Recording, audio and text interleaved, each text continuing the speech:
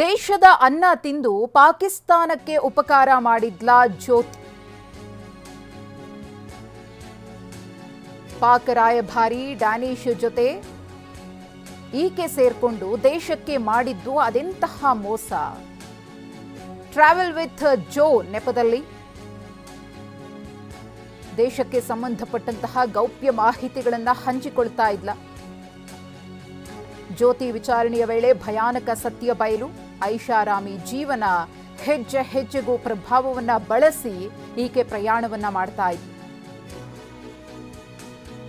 ಈಗಾಗಲೇ ಈಕೆಯ ಒಂದಷ್ಟು ವಿಚಾರಗಳು ಬೆಳಕಿಗೆ ಬಂದಿದೆ. ಯಾವ ರೀತಿಯಾಗಿ ಪಾಕಿಸ್ತಾನದ ಜೊತೆಗೆ ಈಕೆಗೆ ನಂಟಿತ್ತು, ಡ್ಯಾನಿಶ್ ಜೊತೆಗೆ ನಂಟು ಬೆಳೆಯಿತು. ಟ್ರಾವೆಲ್ ವಿತ್ ಜೋ ಅಂತ ಹೇಳಿಕೊಂಡು ಭಾರತದ ಗೌಪ್ಯ ವಿಚಾರಗಳನ್ನು ಬಹಿರಂಗಪಡಿಸೋದರ ಜೊತೆಗೆ ಪಾಕಿಸ್ತಾನದ ಬಗ್ಗೆ ಒಳ್ಳೆಯ ಅಭಿಪ್ರಾಯ ಬರೋ ನಿಟ್ಟಿನಲ್ಲಿ ಆಕೆ ವಿಡಿಯೋಗಳನ್ನು ಮಾಡ್ತಾ ಇದ್ಲು, ಅದನ್ನು ಹಂಚಿಕೊಳ್ತಾ ಇತ್ತು. ಇನ್ನು ಪಹಲ್ಗಾಮ್ ದಾಳಿಗೂ ಮುನ್ನ ಜ್ಯೋತಿ ಮತ್ತು ಡ್ಯಾನಿಶ್ ಸಂಪರ್ಕ ಬೆಳೆಸಿದ್ರು.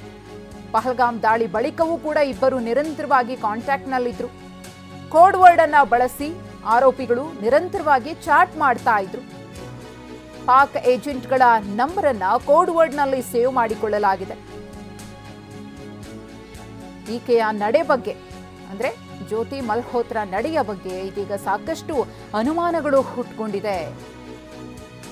ಪಹಲ್ಗಾಮ್ ದಾಳಿ ಆಯ್ತಲ್ಲ, ಕಳೆದ ತಿಂಗಳು 22ನೇ ತಾರೀಕು 26 ಅಮಾಯಕರನ್ನ ಉಗ್ರರು ಹತ್ಯೆ ಮಾಡಿದ್ರಲ್ಲ, ಆ ಸಂದರ್ಭದಲ್ಲೂ ಕೂಡ ಡ್ಯಾನಿಶ್ ಜೊತೆಗೆ ಜ್ಯೋತಿ ಮಲ್ಹೋತ್ರಾ ಸಂಪರ್ಕದಲ್ಲಿ ಇದ್ಲು. ಅದಾದ್ಮೇಲೂ ಕೂಡ ಸಂಪರ್ಕದಲ್ಲಿ ಇದ್ಲು. ನಿರಂತರವಾಗಿ ಚಾಟ್ ನಡೀತಾ ಇತ್ತು. ಒಂದಷ್ಟು ಕೋಡ್ ವರ್ಡ್ಗಳನ್ನು ಸೇವ್ ಮಾಡಿಕೊಳ್ಳಲಾಗಿತ್ತು. ಅದು ಏಜೆಂಟ್ಗಳ ಹೆಸರಾಗಿತ್ತು, ಅವರ ಡೀಟೇಲ್ಸ್ ಆಗಿತ್ತು. ಬಗೆದಷ್ಟು ಹೊರಬರ್ತಾ ಇದೆ ಜ್ಯೋತಿಯ ಪಾಕ್ ಪ್ರೇಮ ಕಹಾನಿ. ಪಾಕಿಸ್ತಾನದ ಡ್ಯಾನಿಶ್ ಜೊತೆ ಆರೋಪಿಗಳಿಗೆ ನಂಟು, ಬೇಹುಗಾರಿಕೆ ನಡೆಸಲು ಯುವಕರನ್ನ ನೇಮಿಸಿರುವ ಶಂಕೆ ಇದೀಗ ವ್ಯಕ್ತವಾಗ್ತಿದೆ. ಫೋನ್ ಕಾಲ್, ಮೆಸೇಜ್ನಲ್ಲಿ ಸ್ಫೋಟಕ ಮಾಹಿತಿ ಬಹಿರಂಗವಾಗಿದೆ. ಹರಿಯಾಣ ಪೊಲೀಸರಿಂದ ಆರೋಪಿಗಳ ವಿಚಾರಣೆ ನಿರಂತರವಾಗಿ ನಡೀತಾ ಇದೆ. ಯುಪಿಐ ಕ್ಯಾಶ್ ಮೂಲಕ ಹಣ ವರ್ಗಾವಣೆಯ ಶಂಕೆಯೂ ಕೂಡ ಇಲ್ಲಿ ವ್ಯಕ್ತವಾಗಿದೆ. ಒಂದಷ್ಟು ಮಂದಿ ಯುವಕರಿಗೆ ಹಣದ ಆಮಿಷವನ್ನ ತೋರಿಸೋದು, ಬೇರೆ ಬೇರೆ ಆಮಿಷವನ್ನ ಒಡ್ಡಿ ಪಾಕ್ ಪರವಾಗಿ ಬೇಹುಗಾರಿಕೆ ಮಾಡೋ ನಿಟ್ಟಿನಲ್ಲಿ ಅವರ ಮೈಂಡ್ ವಾಶ್ ಮಾಡಿ ಅವರನ್ನ ಸೆಳೆದುಕೊಂಡಿದ್ರು ಅನ್ನೋ ಆರೋಪವೂ ಕೂಡ ಇಲ್ಲಿ ಕೇಳಿ ಬರ್ತಾ ಇದೆ. ಜ್ಯೋತಿ ಮಲ್ಹೋತ್ರಾ ಕೂಡ ಅದೇ ದಾರಿಯಲ್ಲಿ ಸಾಗಿದ್ಲು. ಇನ್ನು ಪಾಕ್ನಲ್ಲಿ ಹಲವು ಏಜೆಂಟ್ಗಳನ್ನ ನೇಮಿಸಿರುವ ಡ್ಯಾನಿಶ್, ಅಲಿಲ್ವಾನ್, ಶಾಕಿರಾ, ರಾಣಾ ಏಜೆಂಟ್ ಆಗಿ ಕಾರ್ಯವನ್ನು ಮಾಡಿದ್ದಾರೆ. ಪಾಕ್ ಏಜೆಂಟ್ಗಳ ಜೊತೆ ಜ್ಯೋತಿ ಸಂಪರ್ಕದಲ್ಲಿ ಇದ್ಲು. ಪಾಕಿಸ್ತಾನದ ಟೂರ್ ವೇಳೆ ಆ ಏಜೆಂಟ್ಗಳನ್ನ ಈಕೆ ಭೇಟಿಯಾಗಿರುವ ಶಂಕೆ ಕೂಡ ಇದೆ. ಜ್ಯೋತಿ ಮೊಬೈಲ್ ಅನ್ನ ವಶಕ್ಕೆ ಪಡೆದು ಪೊಲೀಸರಿಂದ ತನಿಖೆ ನಡೀತಾ ಇದೆ. ಹಲವು ಏಜೆಂಟ್ಗಳನ್ನ ನೇಮಕ ಮಾಡಿಕೊಳ್ಳಲಾಗಿತ್ತು. ಆ ಏಜೆಂಟ್ಗಳನ್ನ, ಪಾಕ್ನಲ್ಲಿ ಇರುವಂತಹ ಏಜೆಂಟ್ಗಳನ್ನ ಈ ಜ್ಯೋತಿ ಮಲ್ಹೋತ್ರಾ ಪಾಕಿಸ್ತಾನಕ್ಕೆ ಪ್ರಯಾಣ ಬೆಳೆಸಿದಂತಹ ಸಂದರ್ಭದಲ್ಲಿ ಭೇಟಿಯಾಗಿದ್ದಾಳೆ ಅನ್ನೋ ಮಾಹಿತಿಯೂ ಕೂಡ ಸಿಕ್ಕಿದೆ. ಭೇಟಿಯ ಸಂದರ್ಭದಲ್ಲಿ ಅದ್ಯಾವ್ಯಾವ ವಿಚಾರಗಳ ಎಕ್ಸ್ಚೇಂಜ್ ಆಗ್ತಾ ಇತ್ತು, ಚರ್ಚೆಗಳು ನಡೀತಾ ಇತ್ತು, ಇದೆಲ್ಲದರ ಬಗ್ಗೆಯೂ ಕೂಡ ಇದೀಗ ಅನುಮಾನ ವ್ಯಕ್ತವಾಗಿದ್ದು ಆ ಸತ್ಯವನ್ನ ಹೊರತೆಗೆಯುವಂತಹ ಕೆಲಸವನ್ನ ಪೊಲೀಸರು ಮಾಡ್ತಿದ್ದಾರೆ. ಪಾಕ್ ರಾಯಭಾರಿ ಡ್ಯಾನಿಶ್ ಜೊತೆ ಜ್ಯೋತಿ ಮಲ್ಹೋತ್ರಾ ನಿರಂತರವಾಗಿ ಸಂಪರ್ಕದಲ್ಲಿ ಇದ್ಲು. ತುಂಬ ಕ್ಲೋಸ್ ಬಾಂಡಿಂಗ್ ಇತ್ತು ಇಬ್ಬರ ನಡುವೆಯೂ ಕೂಡ.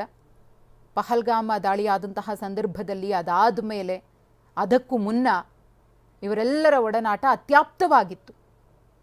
ಈ ಜ್ಯೋತಿ ಮಲ್ಹೋತ್ರಾ ಇರಬಹುದು ಅಥವಾ ಬೇರೆ ಬೇರೆ ಏಜೆಂಟ್ಗಳಿರಬಹುದು, ಇವರೆಲ್ಲರನ್ನ ಕೂಡ ಪಾಕ್ ಪರವಾಗಿ ಕೆಲಸ ಮಾಡೋದಕ್ಕೆ ನೇಮಕ ಮಾಡಿಕೊಳ್ಳಲಾಗಿತ್ತು ಅನ್ನೋ ಆರೋಪ. ಯುಪಿಯ ಕೈರಾನದಲ್ಲಿ ಬೀಡು ಬಿಟ್ಟಿದ್ದಾರೆ ಉಗ್ರರು ಅನ್ನೋ ಪ್ರಶ್ನೆ ಮತ್ತೊಂದು ಕಡೆ. ಬಂಧಿತ ನೋಮಾನ್ ಇಲಾಹಿ ಕೈರಾನದಲ್ಲಿ ವಾಸವಿದ್ದ. ಹಲವು ದೇಶದ್ರೋಹ ಕೃತ್ಯಗಳಲ್ಲಿ ಈತ ಭಾಗಿಯಾಗಿರುವ ಶಂಕೆ ಇದೆ. ಕೈರಾನ ನಿವಾಸಿ ಶಾಹಿದ್ ಎಂಬಾತ ವಿದೇಶಕ್ಕೆ ಭೇಟಿ ಕೊಟ್ಟಿದ್ದ. ದುಬೈ, ಮೊರಿಯಾಕೋ, ಆಫ್ಘಾನಿಸ್ತಾನಕ್ಕೆ ಭೇಟಿ ನೀಡಿದ್ದ. ಐಎಸ್ಐ ಏಜೆಂಟ್ ನೇಮಿಸುವ ಬಗ್ಗೆ ಚರ್ಚಿಸಿರುವ ಶಂಕೆಯೂ ಕೂಡ ವ್ಯಕ್ತವಾಗಿದೆ. ಈಗ ಎಸ್ಕೇಪ್ ಆಗಿರುವಂತಹ ಉಗ್ರರು ಎಲ್ಲಿದ್ದಾರೆ ಅನ್ನೋ ಪ್ರಶ್ನೆಗೂ ಕೂಡ ಉತ್ತರ ಸಿಗ್ತಾ ಹೋಗ್ತಾ ಇದೆ. ಒಂದೊಂದೇ ವಿಚಾರಗಳು ಈ ಪಹಲ್ಗಾಮ ದಾಳಿಯ ನಂತರದಲ್ಲಿ ಬೆಳಕಿಗೆ ಬರ್ತಾ ಇದೆ. ದೇಶದ ಒಳಗಡೆ ಇದ್ಕೊಂಡು ಹೇಗೆ ದೇಶದ್ರೋಹದ ಕೆಲಸವನ್ನ ಒಂದಷ್ಟು ಮಂದಿ ಮಾಡ್ತಿದ್ದಾರೆ ಅನ್ನೋದು ಬೆಳಕಿಗೆ ಬರ್ತಿದೆ. ಯುಪಿಯ ಕೈರಾನಕ್ಕೂ ಪಾಕ್ಗೂ ಐಎಸ್ಐಗೂ ಲಿಂಕ್. 2024ರಲ್ಲಿ ಹಲವರನ್ನ ಪೊಲೀಸರು ವಶಕ್ಕೆ ಪಡೆದಿದ್ರು. ಖಲೀಂ, ತಸ್ಲೀಂ ಬಂಧನಕ್ಕೆ ಒಳಗಾಗಿದ್ರು. ಯುಪಿ STFನಿಂದ ಪಾಕ್ ಪರ ಬೇಹುಗಾರಿಕೆ ಮಾಡ್ತಾ ಇದ್ರು ಇಬ್ಬರು ಕ್ರಿಮಿಗಳು ಕೂಡ. ಒಬ್ಬರಿಗೊಬ್ಬರಿಗೆ ನಂಟಿದ್ಯಾ ಅನ್ನೋದ್ರ ಬಗ್ಗೆ ಪೊಲೀಸರು ತನಿಖೆಯನ್ನ ಮಾಡ್ತಿದ್ದಾರೆ.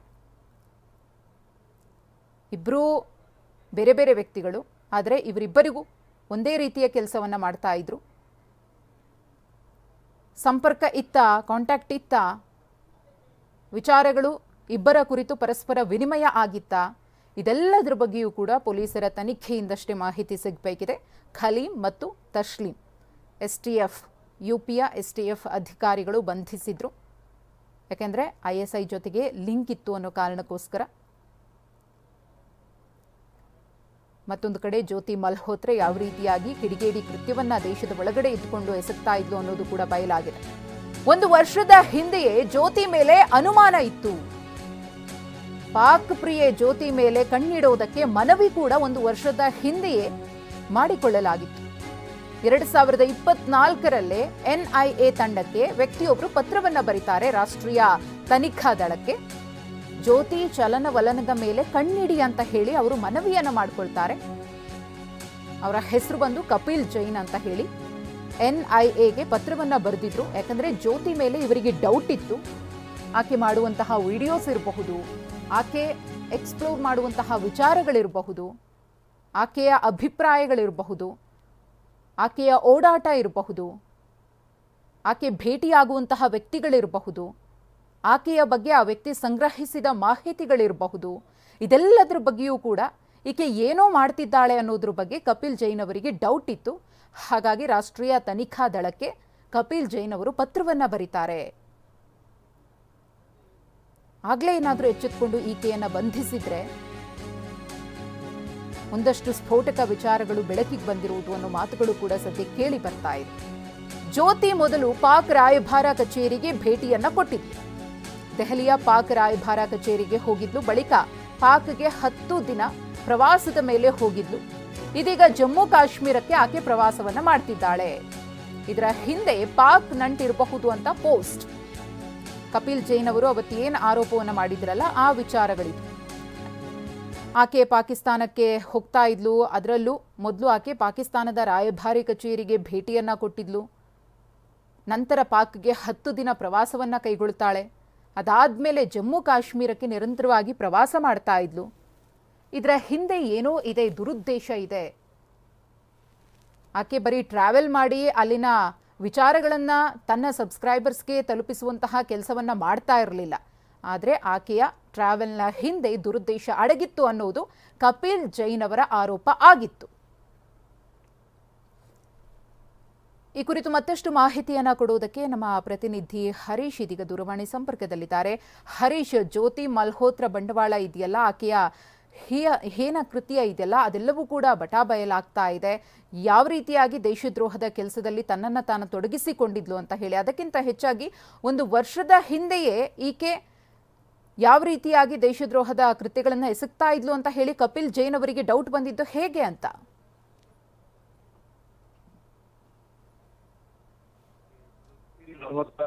ಬಗ್ಗೆ ವಿಚಾರಣೆ ಮಾಡ್ತಾ ಇರುವಂತ ಸಂದರ್ಭದಲ್ಲಿ ಅನೇಕ ವಿಚಾರಗಳ ಬಹುಮುಖ್ಯವಾಗಿ ಈಕೆ ಯಾವಾಗ ಪಾಕಿಸ್ತಾನಕ್ಕೆ ಹೋಗಿದ್ಲು, ಪಾಕಿಸ್ತಾನ. ಹರೀಶ್, ನಿಮ್ಮ ಧ್ವನಿ ಸ್ಪಷ್ಟವಾಗಿ ಕೇಳಿಸ್ತಾ ಇಲ್ಲ, ಮತ್ತೆ ನಿಮ್ಮನ್ನ ಸಂಪರ್ಕ ಮಾಡ್ತೀವಿ. ಜ್ಯೋತಿ ಮಲ್ಹೋತ್ರಾಳ ಬಂಡವಾಳ ಒಂದೊಂದೇ ಬಯಲಾಗ್ತಾ ಇದೆ. ಪಾಕ್ ರಾಯಭಾರಿ ಜೊತೆ ಜ್ಯೋತಿ ಮಲ್ಹೋತ್ರಾ ಇರುವಂತಹ ವಿಡಿಯೋವನ್ನು ಒಂದು ಕಡೆ ಗಮನಿಸ್ತಾ ಇದ್ದೀರಿ, ಮತ್ತೊಂದು ಕಡೆ ಆಕೆಯ ಒಂದು ವ್ಯಾಪ್ತಿ ಎಷ್ಟರ ಮಟ್ಟಿಗೆ ವ್ಯಾಪಿಸಿಕೊಂಡಿತ್ತು ಅನ್ನೋದರ ವಿಚಾರಗಳು ಇದೀಗ ಬಯಲಾಗ್ತಾ ಇದೆ. ಮತ್ತೊಮ್ಮೆ ನಮ್ಮ ಪ್ರತಿನಿಧಿ ಹರೀಶ್ ದೂರವಾಣಿ ಸಂಪರ್ಕದಲ್ಲಿದ್ದಾರೆ. ಹರೀಶ್, ಜ್ಯೋತಿ ಮಲ್ಹೋತ್ರಾ ಬಂಡವಾಳ ಬಗೆದಷ್ಟು ಬಯಲಾಗ್ತಾ ಇದೆ. ಆಕೆಯ ಹೇಯ ಕೃತ್ಯಗಳು ಕೂಡ ಒಂದೊಂದಾಗಿ ರಿವೀಲ್ ಆಗ್ತಾ ಇದೆ. ಅದರ ಜೊತೆಗೆ 1 ವರ್ಷದ ಹಿಂದೆಯೇ ಕಪಿಲ್ ಜೈನ್ ಎಂಬ ವ್ಯಕ್ತಿ ಈಕೆಯ ಮೇಲೆ ಕಣ್ಣಿಡಿ ಅಂತ ಯಾವ ಕಾರಣಕ್ಕೆ ಹೇಳಿದ್ರು? ಅವರಿಗೇನಾದ್ರೂ ಸುಳಿವಿತ್ತಾ ಈಕೆಯ ಕೃತ್ಯಗಳ ಬಗ್ಗೆ, ಈಕೆಯ ಹಿನ್ನೆಲೆ ಬಗ್ಗೆ? ಹೌದು ಮಧುಶ್ರೀ, ಈಕೆ ದೇಶಭಕ್ತಿ ಹೆಸರಿನಲ್ಲೇ ದೇಶದ್ರೋಹ ಮಾಡುವಂತ ಕೆಲಸವನ್ನ ಈಕೆ ಮಾಡಿರುವಂತಹದ್ದು. ಪಾಕಿಸ್ತಾನದ ISI ಏಜೆಂಟ್ಗಳ ಜೊತೆ ನಿರಂತರವಾಗಿ ಸಂಪರ್ಕ ಇರುವಂತದ್ದು ಈಗ ಬೆಳಕಿಗೆ ಬಂದಿದೆ. ಮತ್ತೆ ಪಾಕಿಸ್ತಾನಕ್ಕೆ ಈಕೆ 2 ಬಾರಿ ಹೋದಾಗ್ಲೂ ಕೂಡ ಆಕೆಗೆ ಎಲ್ಲ ಉಳಿದುಕೊಳ್ಳಕ್ಕೆ ವ್ಯವಸ್ಥೆ ಆಗಿರ್ಬೋದು, ಫ್ಲೈಟ್ ಟಿಕೆಟ್ ಆಗಿರ್ಬೋದು, ಎಲ್ಲವನ್ನು ಕೂಡ ಪಾಕಿಸ್ತಾನದ ಹೈಕಮಿಷನರ್ ಕಚೇರಿಯ ಸಿಬ್ಬಂದಿ ಡ್ಯಾನಿಶ್ ಮಾಡ್ಕೊಟ್ಟಿರ್ತಾನೆ. ಮತ್ತೆ ಡ್ಯಾನಿಶ್ ಯಾವುದೇ ಕಾರ್ಯಕ್ರಮ ಇದ್ರೂ ಕೂಡ ಈಕೆಯನ್ನ ಪಾಕಿಸ್ತಾನ ಹೈಕಮಿಷನರ್ ಕಚೇರಿಗೆ ಕರೆಸ್ಕೊಳ್ತಾ ಇದ್ದ. ಪಾಕಿಸ್ತಾನದ ಯಾವುದೇ ರಾಷ್ಟ್ರೀಯ ಹಬ್ಬಗಳಾಗಿರ್ಬೋದು, ಇನ್ನಿತರ ಹಬ್ಬಗಳಾಗಿರ್ಬೋದು, ಈ ಹಬ್ಬಗಳಿಗೆ ಆತ ಕರೆಸ್ಕೊಳ್ತಾ ಇದ್ದ. ಬಹುಮುಖ್ಯವಾಗಿ ಆಕೆ ಅಲ್ಲೆಲ್ಲ ಹೋಗಿ ವಿಡಿಯೋವನ್ನು ಕೂಡ ಮಾಡ್ತಿದ್ಲು. ಇನ್ನು ಪಹಲ್ಗಾಮ್ ದಾಳಿಗೂ ಮುಂಚೆ ಆಕೆ ಪಹಲ್ಗಾಮ್ಗೂ ಕೂಡ ಭೇಟಿಯನ್ನ ಕೊಟ್ಟಿದ್ಲು, ಅಲ್ಲಿನ ವಿಡಿಯೋಗಳನ್ನ ಮಾಡಿದ್ಲು. ಮತ್ತೆ ಕಾಶ್ಮೀರದಿಂದ ಅನೇಕ ಪ್ರದೇಶಗಳಿಗೆ ಭೇಟಿಯನ್ನ ಕೊಟ್ಟು ಎಲ್ಲ ಪ್ರವಾಸಿ ತಾಣಗಳನ್ನ ವಿಡಿಯೋಗಳನ್ನು ಕೂಡ ಈಕೆ ಮಾಡಿದ್ಲು ಅನ್ನುವಂಥದ್ದು. ಮತ್ತೆ ಬನಿಹಾಲಿಂದ ಶ್ರೀನಗರ ತನಕ ಟ್ರೈನ್ ಇದೆ, ಆ ಟ್ರೈನ್ಗೂ ಕೂಡ ಈಕೆ ಹೋಗಿ ವಿಡಿಯೋಗಳನ್ನೆಲ್ಲ ಮಾಡಿದ್ಲು. ಮತ್ತೆ ಪ್ರವಾಸಿ ತಾಣಗಳ ಬಗ್ಗೆ ಎಲ್ಲ ಆಕೆ ತಿಳಿಸ್ಕೊಟ್ಟಿದ್ಲು ಅನ್ನುವಂಥದ್ದು. ಬರೀ ಇದು ಮಾತ್ರ ಅಲ್ಲ, ದೇಶದ ಬೇರೆ ಬೇರೆ ಜಾಗಗಳ ಬೇರೆ ಬೇರೆ ಪ್ರವಾಸಿ ತಾಣಗಳ ಸಂಪೂರ್ಣ ಮಾಹಿತಿಯನ್ನ ಪಾಕಿಸ್ತಾನಕ್ಕೆ ಕೊಟ್ಟಿದ್ದಾಳೆ ಅನ್ನುವಂಥದ್ದು. ಮುಖ್ಯವಾಗಿ ಇನ್ನು ಈಕೆ ನೇಪಾಳಕ್ಕೆ ಹೋಗಿದ್ದಂತ ಸಂದರ್ಭದಲ್ಲಿ ISI ಏಜೆಂಟ್ ಅನ್ನೊಬ್ಬನ ಭೇಟಿಯಾಗಿದ್ದಾಳೆ ಅನ್ನುವಂಥದ್ದು. ಮತ್ತೆ ಪಾಕಿಸ್ತಾನಿ ಏಜೆಂಟ್ ನಂಬರ್ ಕೂಡ ಎಕ್ಸ್ಚೇಂಜ್ ಆಗಿದೆ ಇವಳ ಜೊತೆಗೆ. ಮತ್ತೆ ಇವಳು ಪದೇ ಪದೇ ಪಾಕಿಸ್ತಾನಿ ಏಜೆಂಟ್ ಜೊತೆ ಸಂಪರ್ಕದಲ್ಲಿರೋದು ಗೊತ್ತಾಗ್ತದೆ. ಮತ್ತೆ ಇಲ್ಲಿನ ಮಾಹಿತಿಯನ್ನ ಆಕೆ ಸಂಪೂರ್ಣವಾಗಿ ಬಿಟ್ಕೊಟ್ಟಿದ್ದಾಳೆ. ಅದರಲ್ಲೂ ಮುಖ್ಯವಾಗಿ ಭಾರತೀಯ ಸೇನೆ ಆಪರೇಷನ್ ಸಿಂಧೂರ್ ಕಾರ್ಯಾಚರಣೆ ಮಾಡಿದ್ದಾಗಿರ್ಬೋದು, ಪಹಲ್ಗಾಮ್ ದಾಳಿಯ ವಿಚಾರ ಆಗಿರ್ಬೋದು, ಮತ್ತೆ ಇಲ್ಲಿ ರಾಜಕೀಯ ವ್ಯಕ್ತಿಗಳು ಯಾವ ರೀತಿ ಮಾತಾಡ್ತಾ ಇದ್ದಾರೆ, ಮತ್ತೆ ಇಲ್ಲಿನ ಜನರ ಭಾವನೆ ಹೇಗಿದೆ, ಮತ್ತೆ ಇನ್ನಿತರ ಮಿಲಿಟರಿ ಚಲನವಲನಗಳ ಬಗ್ಗೆ ಆಕೆ ಮಾಹಿತಿಯನ್ನ ನೀಡ್ತಾ ಇದ್ಲು ಅನ್ನುವಂಥದ್ದು ಗೊತ್ತಾಗ್ತಾ ಇದೆ. ಮತ್ತೆ ನೇಪಾಳಕ್ಕೆ ಹೋಗಿದ್ಲು, ಇಂಡೋನೇಷ್ಯಾಕ್ಕೂ ಹೋಗಿದ್ಲು, ಅಲ್ಲೂ ಕೂಡ ISI ಏಜೆಂಟ್ಗಳನ್ನ ಭೇಟಿ ಆಗಿರುವಂತಹ ಸಾಧ್ಯತೆ ಕೂಡ ಹೆಚ್ಚಿದೆ. ಮತ್ತೆ ಚೀನಾದ ಗುಪ್ತಚರ ಇವ್ರ ಜೊತೆ ಕೂಡ ಚೀನಾದ ಪರವಾಗಿ ಕೂಡ ಈಕೆ ಬೇಹುಗಾರಿಕೆನ ಮಾಡಿದ್ದಾಳೆ ಅನ್ನುವಂತಹ ಮಾಹಿತಿ ಕೂಡ ಇದೆ. ಬಹುಮುಖ್ಯವಾಗಿ ಚೀನಾದ ಅನೇಕ ಏಜೆಂಟ್ಗಳ ಜೊತೆ ಈಕೆ ಸಂಪರ್ಕ ಇರೋದಿದೆ. ಒಂದೊಂದಾಗಿ ಈಕೆಯ ದೇಶಭಕ್ತಿಯ ಹೆಸರಿನಲ್ಲಿ ಈಕೆ ವಿಡಿಯೋಗಳನ್ನ ಮಾಡ್ತಾ ಇದ್ಲು. ದೇಶಭಕ್ತಿಯ ಹೆಸರಿನಲ್ಲೇ ಈಗ ದೇಶದ್ರೋಹದ ಕೆಲಸ ಮಾಡಿ ಪಾಕಿಸ್ತಾನದ ಪರ ಈಕೆ ನಿಂತಿದ್ದಾಳೆ. ಮಧುಶ್ರೀ, ಹಾಗೆ ಸಂಪರ್ಕದಲ್ಲಿ ಹರೀಶ್ ಮತ್ತಷ್ಟು ಮಾಹಿತಿಯನ್ನು ಪಡಿತೀನಿ. ಇದು ಪಾಕ್ ರಾಯಭಾರಿ ಜೊತೆ ಜ್ಯೋತಿ ಮಲ್ಹೋತ್ರಾ ಯಾವ ರೀತಿಯಾಗಿ ಸಂಪರ್ಕವನ್ನು ಬೆಳೆಸ್ಕೊಂಡಿದ್ರು, ಅವರಿಬ್ಬರ ನಡುವೆ ಯಾವ ರೀತಿಯ ನಿಕಟ ಬಾಂಧವ್ಯ ಇತ್ತು ಅನ್ನೋದರ ಕುರಿತ ಒಂದಷ್ಟು ಮಾಹಿತಿ. ಇನ್ನು ಉಗ್ರ